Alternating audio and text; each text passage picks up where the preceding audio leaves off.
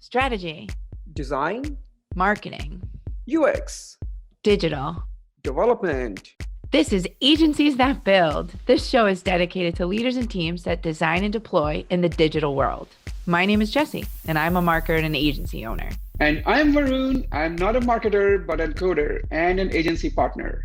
This show is sponsored by Together We Ship, On a mission to help agencies grow. All right, rock on. We're here. Varun, my friend, how are you? What's new? What's up? Well, I'm doing great. It's a beautiful day today. Little chilly, little cold, but it's what Boston is all about. So I'm very excited. Who do we have today? Yeah, it's I've been looking forward to this one. I know we had our prep conversation quite a while ago, so she's been on my short list of folks. So today's guest is a designer, a product leader. She is a top 47 web designer award winner in New York City. She's the owner and head of operations at Studio Simpatico. Tamara Olson, welcome to the podcast. How are you? Thank you so much for having me. I'm doing well. Thanks. Excited to be here. We're excited to have you. So our first question, like we like to start every conversation, is around what myth would you like to smash? What sort of bogus strategy, misconception you would like to set the record straight on? What do you got? Yeah, I'm going to go with when you have a problem, throwing people at the problem will fix the problem. Tell us a little bit more about that and why that one's not working for you. Totally. So yeah, I think in an agency environment, work fluctuates pretty heavily. You can have periods that are a little slower, and then you can sort of have a feast or famine situation pick up. So it's tempting to say yes to everything and then just hire a bunch of contractors, throw them at the problem and hope that, you'll net profit. And that doesn't always work when the systems aren't there. It's an interesting thought that I feel like a lot of us will just hire someone, they'll come in and solve that for you, or we need somebody who does this particular skill set. Or even I think a conversation I had this morning was around, well, let's bring out an outside person to be able to solve that. And it was interesting. Someone says, can't we just look internally? Doesn't somebody else have that skill? Isn't that something that we can solve? Can't we just talk about it and figure it out? So it's how do you know when throwing people isn't the right throwing people is never the right solution, but painful, yeah. How do you guys approach some of these, and your agency, one of the things that we talked about prior to this conversation is you guys do something which I always think is interesting, a little different in terms that you don't have project management or client success sort of capacity. Tell us a little bit how you got there and how that makes sense and how you make that work. I know that was like 6 questions in one, but tell us the story around that. For sure. I mean, I think the type of work we do is it has to be so collaborative, right? Design and development are not like separate disciplines. The design affects how you're going to approach development so much. Development is affected by design. So introducing people who have never worked together and aren't on the same page about how that process flow is going to go can sometimes introduce a lot of inefficiencies and kind of extra project bloat. So I found it, obviously, if you have contractors who have worked together a lot in the past and sort of figured those things out, that can be really successful. Simpatico's model, though, is really relying on the same team to kind of work through different projects, but then also iterate on processes that we've learned over time that are successful. So, project to project, we keep learning more about how to be more efficient, how to work together more effectively, so that every client, like each client, as we add on to our portfolio, gets a better experience and a more efficient experience.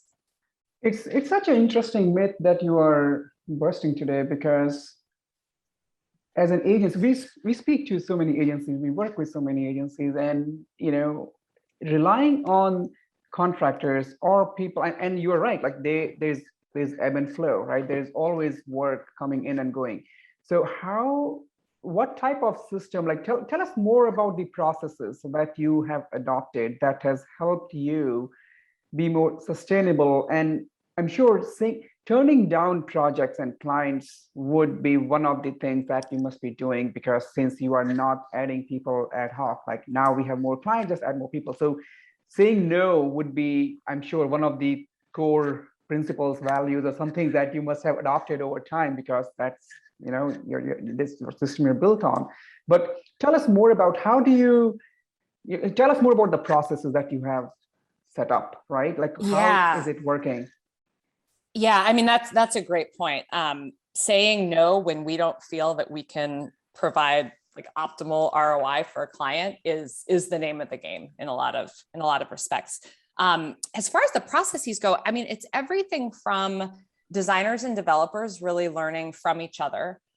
So designers, you know, taking on some of the dev thinking that if they hadn't been working together in the past might have been viewed as separate lines of thought. So getting, you know, sketch kind of measuring systems, like establishing the grid, really figuring out a lot of the nitty gritty, but involving developers in that process and vice versa is one. I think as much as we don't have designated project managers, we don't have a lack of project management, right? A project is not going to be successful without a good approach to project management. So having a team that's really used to working together in the same way, as far as how we divvy up tasks, you know, how we capture business requirements, how that feeds into design, just making sure that that end-to-end flow is really efficient, consistent, and that everyone understands it. I think that last point I often see as the failure is that, you know, maybe somebody didn't know that, you know, the business requirements live over here and that the functional requirements need to map to them. So just awareness of how everything's going to go is a big part of it as well.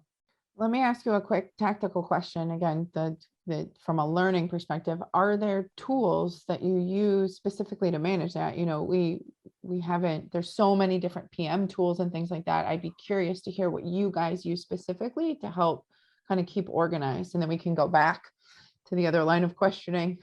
Yeah. You know, I'm a big believer both in like project management and in UX, that it's more about the approach than the specific tool. But that's not to say that there haven't been a lot of really cool tools coming out lately. We kind of use a hybrid of Basecamp. We use Balsamic for both requirements and lean UX up front. We use Harvest for time tracking. I'd say those are our biggest. A Google Doc here and there certainly helps out. Yeah, what is that? 38 signals is the suite of 37 signals. Yeah. 37. Yeah, 38 was a different one. One fewer.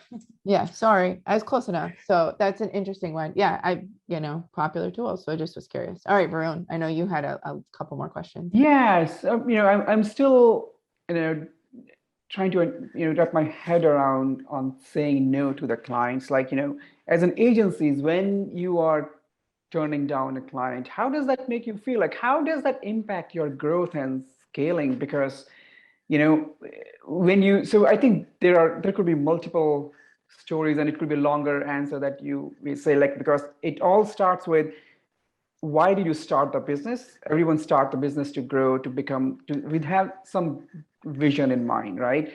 Now, I think there are two questions coming out of this that I want to ask. One, when you started a business, what was your vision? And second, you know, how is turning down the clients and projects helping you grow and scale? A great question. I didn't really have the word no in my vocabulary when I started the business, when it was just me. I knew that I needed to take work. I needed to, you know, obviously support at the time just myself. But I think it's critical. And it's not even about capacity. It's about taking projects where both sides are really going to get a win from this. The client's business is going to, you know, succeed because Simpatico has tools and abilities that just take them to a new level. And then we succeed because it's the type of work where we really thrive and it's a good fit.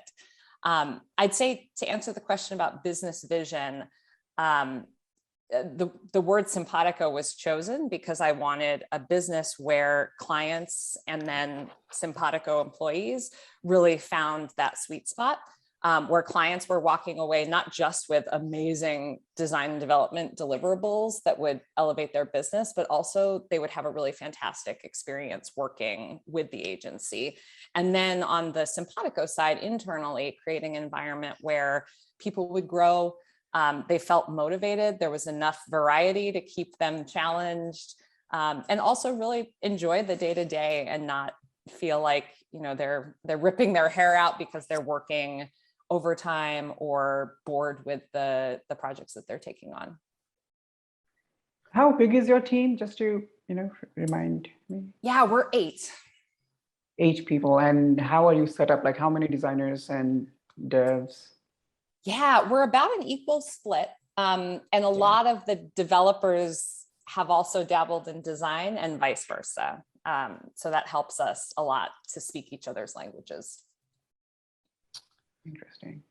Okay. It's Varun said it earlier, we've talked to a lot of agency owners. And so we're always interested about, the different models and the motivations behind how people have built and chosen strategically to build this way in particular. And you said something earlier, and this has come up a lot in conversations, especially, Varun's on the development side. I spent a lot of time on the marketing side. It's this right brain, left brain pairing of people who think and creating this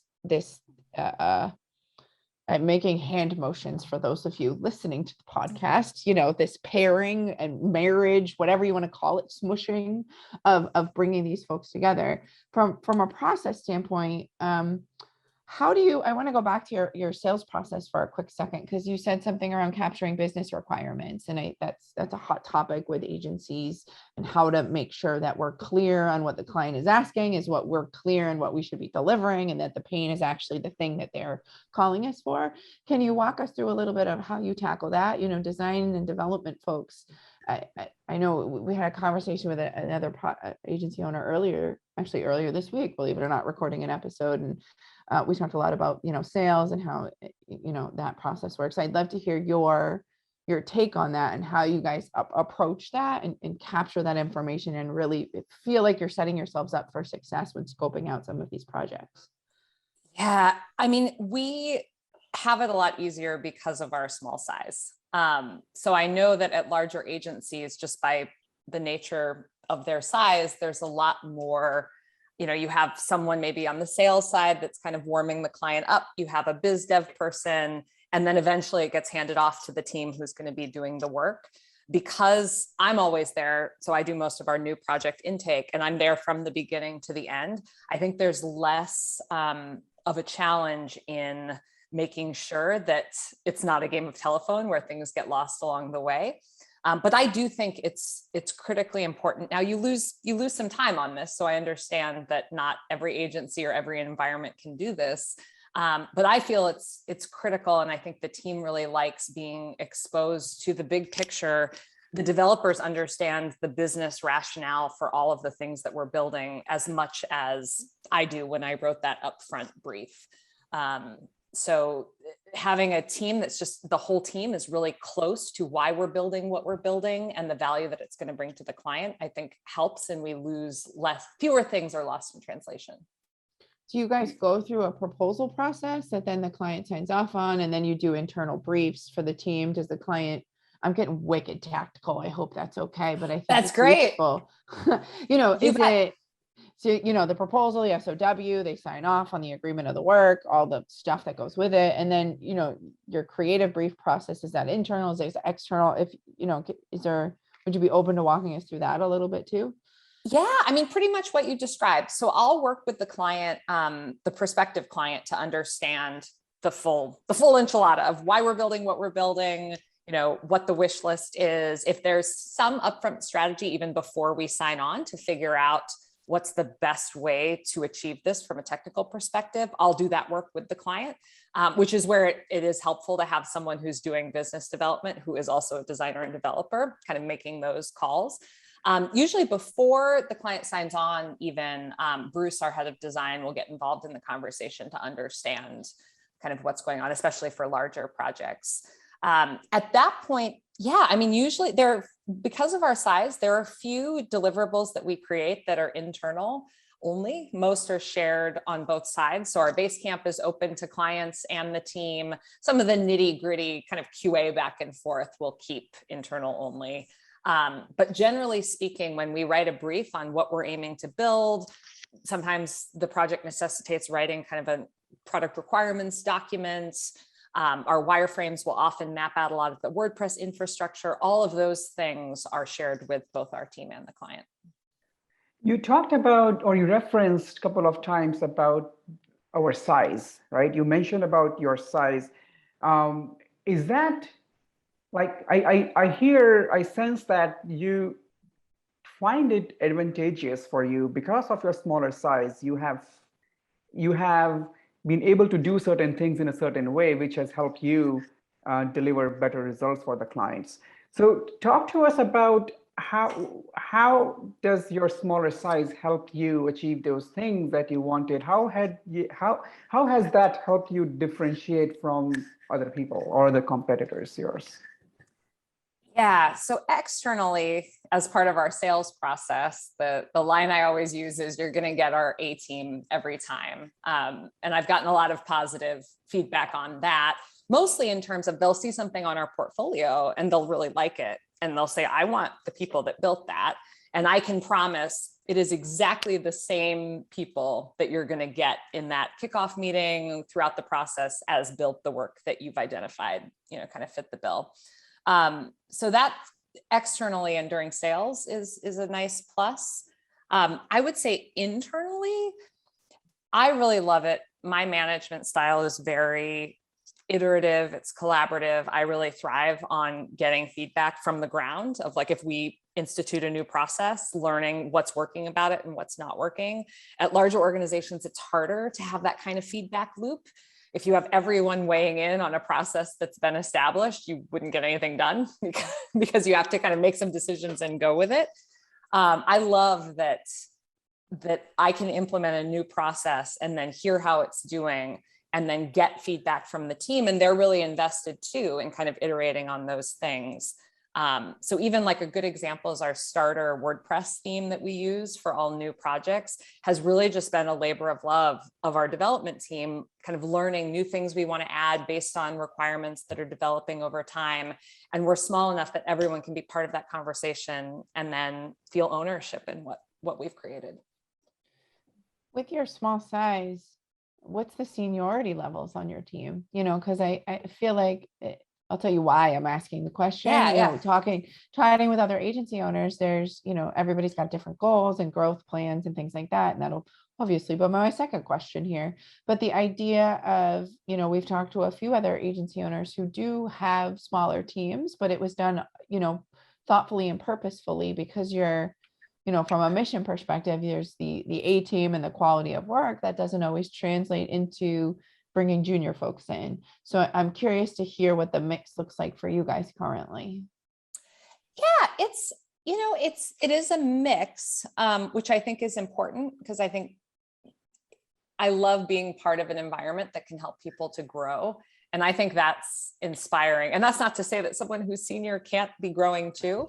Totally. This is everyone's got different motivation. It's one of those where if you think about it, there's different purposes for why we do what we do and the way that we do it. So that was really where I was headed with the question. Yeah. And that is definitely one of the things that's really important to me about Simpatico is that folks continue to grow and oftentimes can choose what area they really want to focus on and get better at. So yeah, as far as seniority, I do believe it's really important to be clear about who's doing what. When I hear about organizations that are completely flat, that does warrant kind of being explicit about, okay, these are my responsibilities, these are yours. But yeah, I think in general, if that's kind of codified, it goes really well. Let's I want to start going into little history about how do you get into this? Like we know that you have worked at Google in the past, but tell us about the transition, like what made you quit your corporate job and then start an agency and how did it all start? Yeah, I always had that pull toward kind of the more entrepreneurial lifestyle. So before I joined Google, I had just put out my shingle to offer web design and development services. I've been building websites since I was 10 years old, either as a hobby or for anyone that needed one. Throughout school, I was always building them for certain student organizations. So yeah, I mean, the decision to leave Google, which was not an easy one, was I think more or less an interest in how the skills that I had developed during my time there would land in the free market. Like what, working with smaller organizations, how could design help their business? I was really interested in getting more involved on the business side of things to understand where those skills fit in. And then I also missed front-end development a lot because I was just doing design at Google. So that was also a factor. All right, I'm going to take a left turn. Are you guys ready for this? What is the biggest mistake you made as an agency owner? It's funny because I had the data that I had at the time, so I don't know that I would have done anything differently. But looking back, I would have brought on full-time employees sooner. Because those first few years, it was just me. I would find some contractors to partner with. But because I was risk averse, and again, I wouldn't necessarily change it for where I was at the time.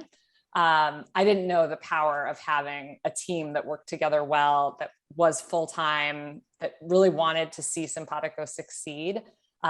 Just the power that would have in helping the business. That's a good one. I feel like that's such a hard decision on when to bring on, from not only a financial perspective and an emotional perspective. Like as an agency owner, you're like, you know that you need some help, you need a team member, you need another brain, you're tired of paying. Every time you want to have a conversation, it's like they're gonna charge you because it's contract or whatever. So it's nice to have that collaboration in that team component. Do you have an office, or are you fully remote currently? Currently, we're remote. We did have an office leading up until the pandemic, but decided to let that go. Well, that was going to be my next question is, COVID has changed the way that we look at how we staff and how we interact. And how was that transition for you guys? Yeah. I mean, there are so many perks to not having to go into an office that I think every member of the team is enjoying. Everybody in the country is enjoying, but hasn't had to return. There are moments of, I miss the design collaboration, like the energy when we're having a brainstorming session, huddled around the table that we used to, bring our whiteboards to and just, go crazy with that. But thus far, it's working really well. It's also allowed us to bring on some fabulous team members that aren't based in New York, which we had really all been in the New York metro area prior to COVID. So that's been a delightful part of it as well. How do you maintain the culture in the team? How do you keep them motivated after? Like when you were in office, sure, you're meeting in person and you can see the body language, you can see the face expressions and all that. But now, since everybody is working from their home, how do you keep everything in check? How do you know that is everyone doing okay? Like how have you kept everybody together after COVID? Yeah, it's tough, right? Because those organic conversations don't happen as much. Like you don't have those kind of, you came back from lunch and you're talking about something casual. We have our daily stand-ups, which is a good opportunity, not just to make sure we're all on the same page about projects, but check in socially. So usually there's some banter before and after our, running through all of the items of the day. I think on the design side of things, it's required a little more kind of planning. So for a design process, making sure that we have a process design that allows everyone to contribute in a way that might have happened more organically when we're all sitting next to each other. So carving out that time and carving out kind of a plan of how are we going to blue sky these ideas or whatnot. But otherwise, I think, culturally, we're the same people we were before. So the same kind of back and forth has kind of continued. And as new team members have joined, they've kind of, come along for the ride with that. That's it's one of those things that I think we're all trying to figure out how to recreate those organic, creative moments of conversation without having a water bubbler, or the water fountain, as they're commonly called.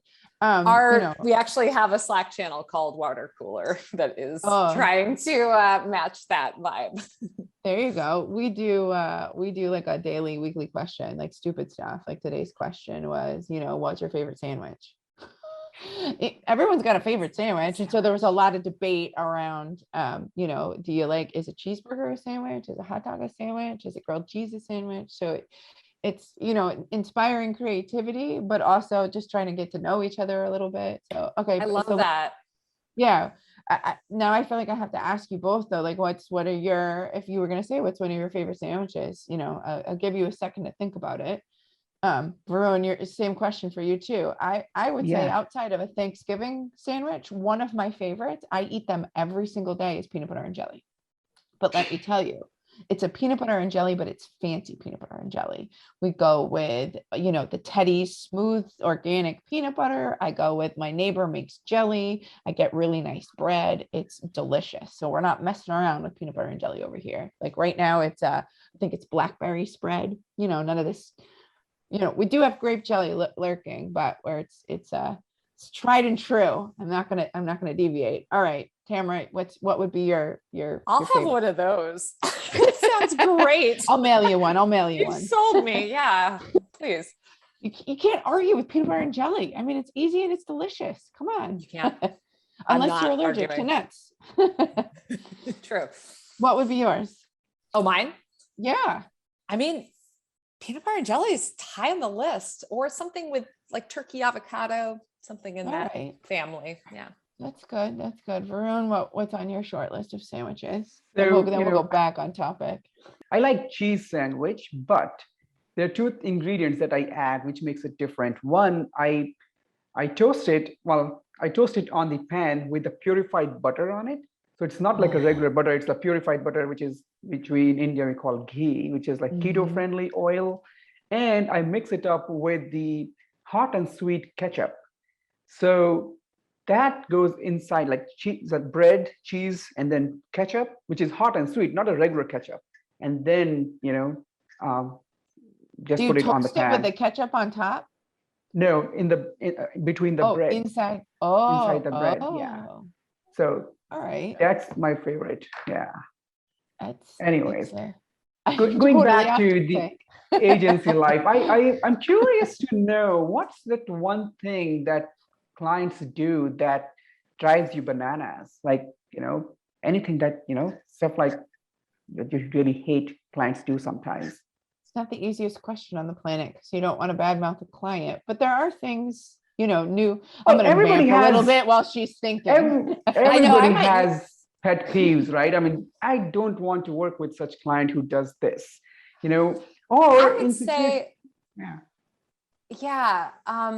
straight up being disrespectful. That's like such a vanilla answer. But I feel like most things, not to give an overly PC answer, but most things can be sorted out of like, if they're asking for something and maybe they don't quite understand something, that's where a little bit of mentorship goes a long way. Like there are lots of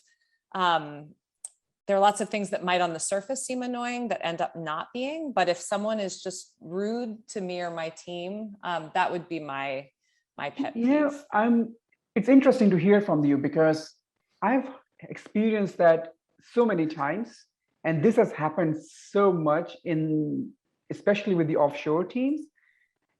For some reason, I've worked with, hundreds of offshore people, my team is entirely offshore, and I've experienced, I was on the receiving end many times in the past as well. For some reason, there is that,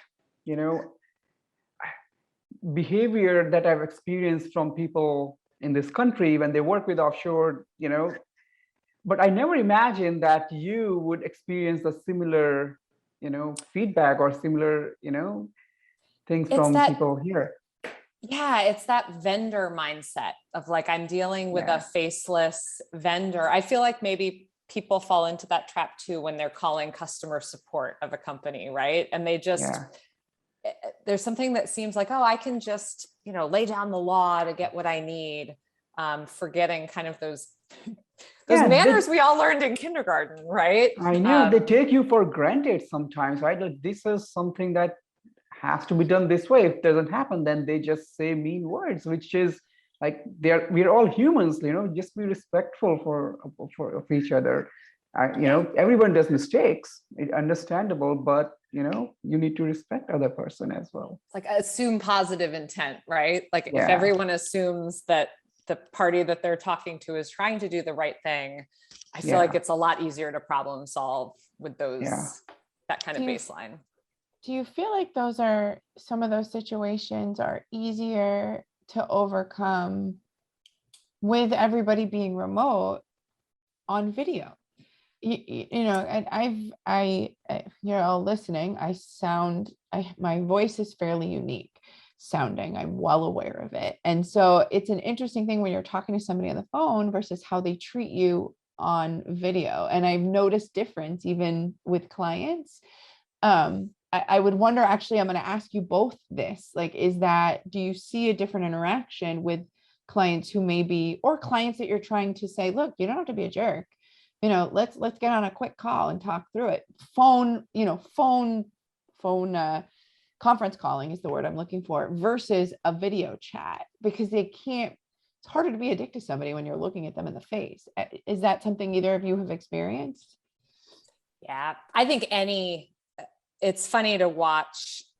Sometimes I'll be like pulled into a thread, especially for a project where I've only been doing development, say, and the client just assumes I'm going to be terrible. Like I can hear that in the way they're addressing me or stating the ask. And yeah, to your point, like as soon as we get on that call, I ask questions that show I'm interested in, fixing it. Immediately, like the temperature cools down. I don't know if it's a series of bad experiences that sometimes preps someone to act that way. But I agree, adding the human element back can change things a lot. Yeah, it definitely does. I mean, I don't interact with the clients that much anymore. I used to, and I've seen the difference when I was on video chat versus on phone. Their tone definitely changes, so I totally agree with that. That's why, I mean, we encourage our team to always do, have a video call, because you can see the expression, the body language, and then, understand more about, just show more empathy with each other when you are seeing them.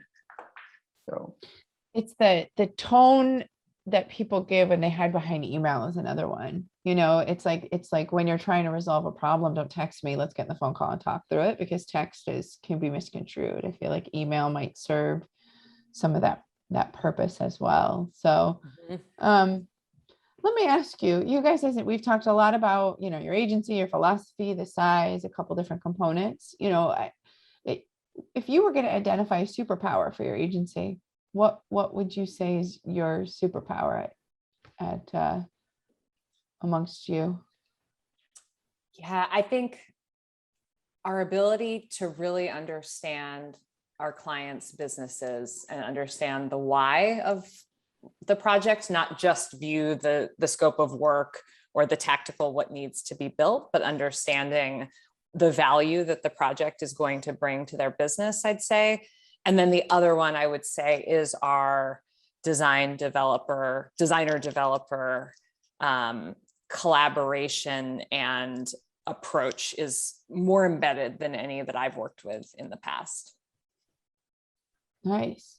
So I'm going to shift our conversation again for like the 15th time. Let's talk a little bit, if you're open to it. You do some interesting things if people look you up online. We talked a little bit about your experience at Google. You're also, tell us, you do something else, you're doing some teaching. We'd love to hear a little bit about your background and how you got into this, if you're game for talking about it. Yeah, I always thought that web design would be my hobby and that I'd go into either journalism or musical theater.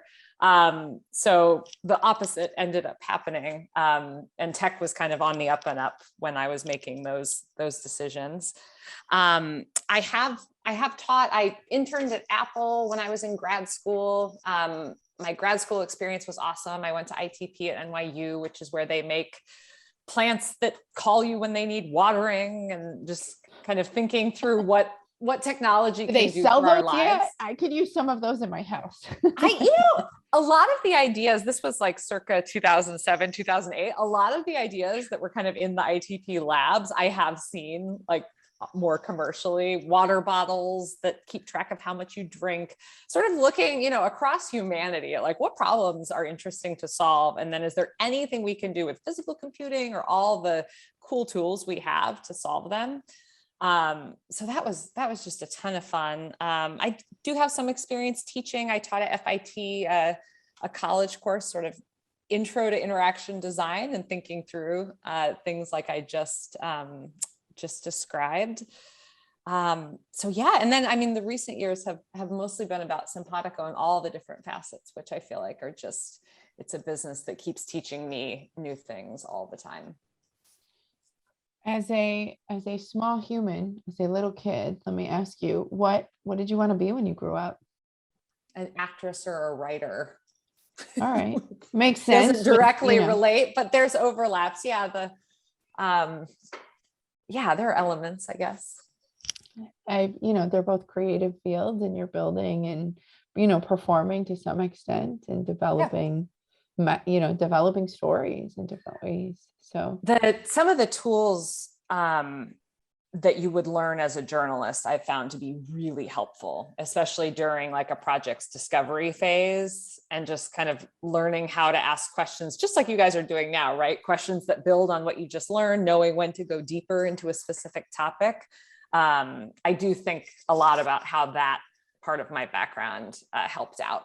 What is the topic that really fascinates you, that you really want to get deep into? Like, what do you like talking about other than web design or, stuff that you do for work? I think there's some interesting work to be done. We've been doing a lot more like publisher sites recently, and it's almost a meta way of thinking of we're designing tools to create designs as opposed to just creating the designs. And I feel like my UX UI background, along with the experience in journalism, really opens that up as an interesting avenue for Simpatico to do more of that type of work. all right, I've got two more questions. What keeps you up at night as an agency owner? Yeah, I think to touch on something we talked about earlier, making sure that clients get both a really great end product and that the work we're delivering is really great, but also that they're having a really great experience working with us, that the process is really smooth, that they're being heard, that it's more of a collaboration and not just a delivery of end deliverables. But even more than that, I'd say it keeps me up at night thinking about the sustainability of Simpatico and making sure that the employees are just having a really great time and continuing to grow, and that it's adding a lot of value to their lives. Okay, I have two more questions then. How do you measure that? I feel like it's a common question amongst agency owners, because it's something many of us worry about. Are people happy? Are they, even more so now than ever before? How do you get a pulse on that? I guess is a better way to ask that question. What do you guys do specifically to understand that? Yeah, I mean, I think a lot of it is the culture and fostering a culture where people give feedback, and it's not like giving feedback is a really positive thing. It's not like a dreaded thing where it's like, oh gosh, it's my review, I'm going to get feedback. But where it's like people share very openly processes that aren't working. We can talk honestly about client project retrospectives of what went well and what didn't go well. So I think I learn a lot by reading between the lines there. talking a lot about just what people like doing, and having that be an input into the types of projects we take, and also who's tasked with what. One person's worst nightmare of a task could be another person's like the thing they want to do most. So I try to keep really close tabs on, which again, due to our size is possible, what folks like doing, and then making sure that I know where they want to grow to, and giving them the opportunities to do that as well. The openness and the transparency of communication tends to be, the popular answer here, but joking aside, it's understanding really the motivation, the personal motivation of your team members. And, it's a harder thing to do from a remote perspective because you can't read, there's only so much body language as I sit here and vogue on camera a little bit that you can. Yeah, that's right. I made a reference. And I know that reference. Even better. Madonna's been active on Instagram these days, so it's a total sidebar. But the idea of being able to really like watch behavior changes and watch interaction changes, and it changes from this in-person experience to, the Zoom. It's a, I can imagine how hard that might be. So, but I've got one final question, unless Varun's got anything lurking. But reading his body language, I don't think he does. So, let's talk about the future. What are you looking at for the future for your agency, for growth? What's on the horizon for you guys? Yeah, great question. I think it won't be a surprise after everything we've been talking about that it's not about numbers growth. I think Simpatico will always stay kind of dinner table like size.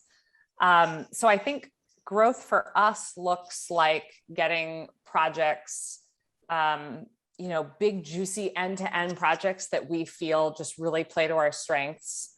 As I mentioned, we have been doing more publisher sites, and I feel like they're a uniquely good fit for us.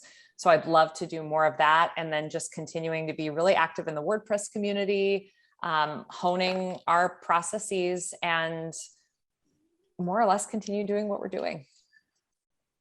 Great.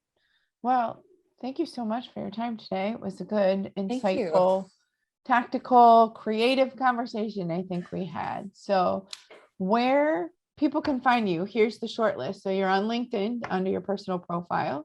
You've got a Twitter as well, if I'm not mistaken.